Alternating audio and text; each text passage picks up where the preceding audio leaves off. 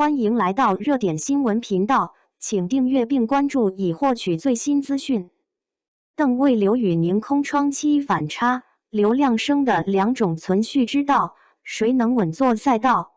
内娱影视圈的空窗期博弈从未如此直观。邓为与刘宇宁两位顶流小生同期陷入迟迟不进组的状态，却走出了截然不同的舆论曲线。刘宇宁靠音乐、综艺的多领域布局稳住热度，用跨界发展为事业上了双保险。而平常相思飞升的邓为，自风月不相关9月杀青后便再无新组动态，粉丝催更不止，却迟迟无下文。在古偶市场白热化的竞争中，这场漫长的待机正暗藏流量稀释的风险。两位小生的不同选择，折射出流量时代演员存续的两种核心逻辑。刘宇宁的空窗期不慌，本质是多领域护城河的精准变现。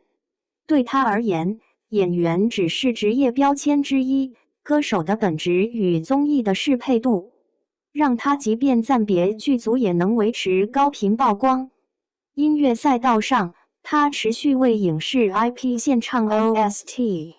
从仙侠剧的大气磅礴到现偶剧的细腻抒情，嗓音辨识度与市场需求高度契合，作品传唱度反向为其演员身份引流。综艺舞台上，他接地气不端着的性格圈粉无数，无论是户外真人秀的体能担当，还是访谈节目中坦诚直率的表达，都让观众看到明星光环下的真实感。这种人格魅力的输出，比单一角色更能沉淀长期好感。更关键的是，这种多线发展形成了良性循环。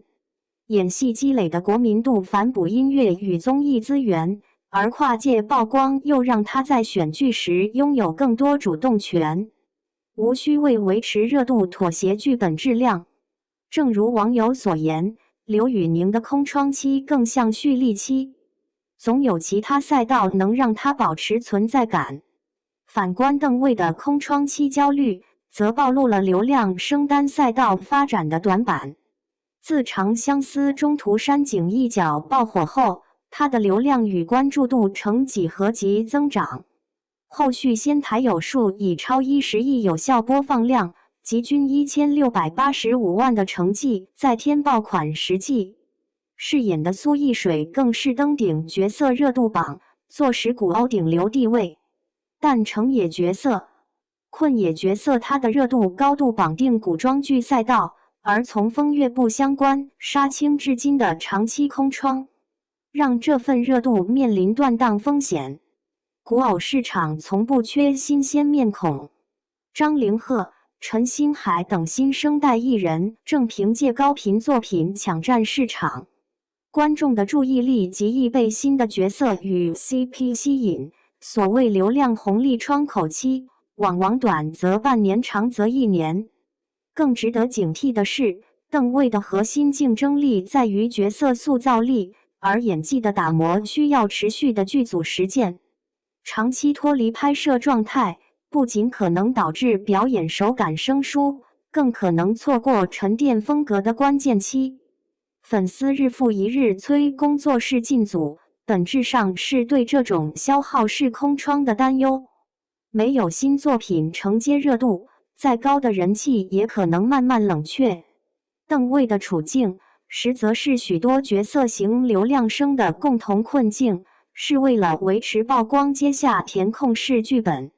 还是为了优质资源坚守宁缺毋滥？从他此前采访中更看重作品质量而非数量的表态来看，团队显然倾向于后者。这种选择的初心值得肯定，毕竟流量声响要打破花期短的魔咒，终究要靠扎实的作品站稳脚跟。但问题在于，等好剧本不能等同于被动等待。在空窗期缺乏有效曝光手段，让他陷入无新角色、无新话题的尴尬。此前风月不相关官宣时，因空格番位引发大女主剧变大男主剧的争议。虽短暂带来话题度，却未能转化为持续的热度沉淀。相比之下，同赛道的顶流们早已深谙曝光平衡术，要么通过时尚活动、杂志拍摄维持曝光，要么用短视频、直播等方式拉近与观众的距离，而这些恰恰是邓卫团队目前有所欠缺的。说到底，邓卫与刘宇宁的空窗期反差是两种事业发展策略的碰撞。刘宇宁用多赛道布局抵御风险，将热度主动权握在自己手中；邓卫则压住单赛道深耕，试图用优质作品实现长期突围。两者并无绝对优劣，但对邓卫而言，当下最关键的是在选剧本与曝光之间找到平衡点。